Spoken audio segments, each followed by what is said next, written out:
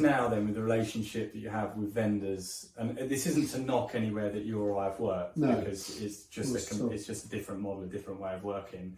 But what would you say is the difference between your relationship with your vendors and your clients now versus when you were employed? Yeah, good question. I would say it's more, because I do everything from start to finish.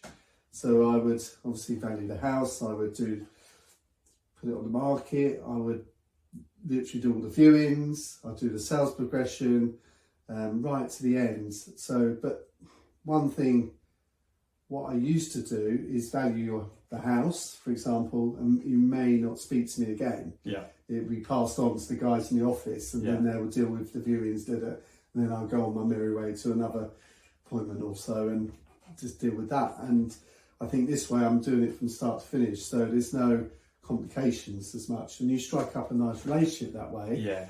And it's easier to manage. I tend to speak to my clients maybe every other day now, which is because it's quite nice to do that. And I think suppose the volume of clients you're looking after is... It's not so many, so you know, maximum say 10 or 12 houses I have in my books, you know, at a time.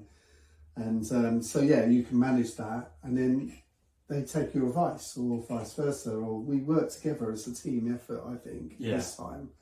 Whereas before I didn't quite feel that, you know.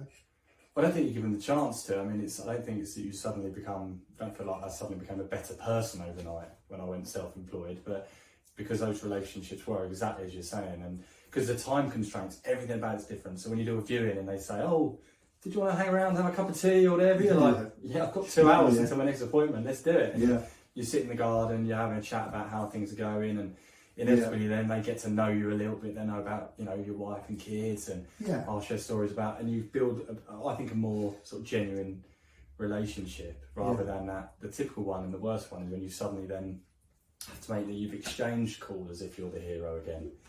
You're like, you've been missing in action for 3 months, and now you're going, oh hey, we got you there, and you're like, hey, sorry, you haven't heard from me for a few months. But this time we are right there, you know. It's like, wow, come on, we've done it, you know. It's a real celebration. I find it a bit weird, like when completion comes around sometimes with quite a few of my clients. I've suddenly felt a bit strange, like you're saying goodbye. You're sort of saying goodbye, but you know they're going to WhatsApp you pictures of the new bathroom at the new place and stuff like that. But it sometimes feels a bit odd, because you do build up such a you do intense relationship with people. Absolutely, it's a real roller coaster sometimes, isn't it? You go through all your emotions and together.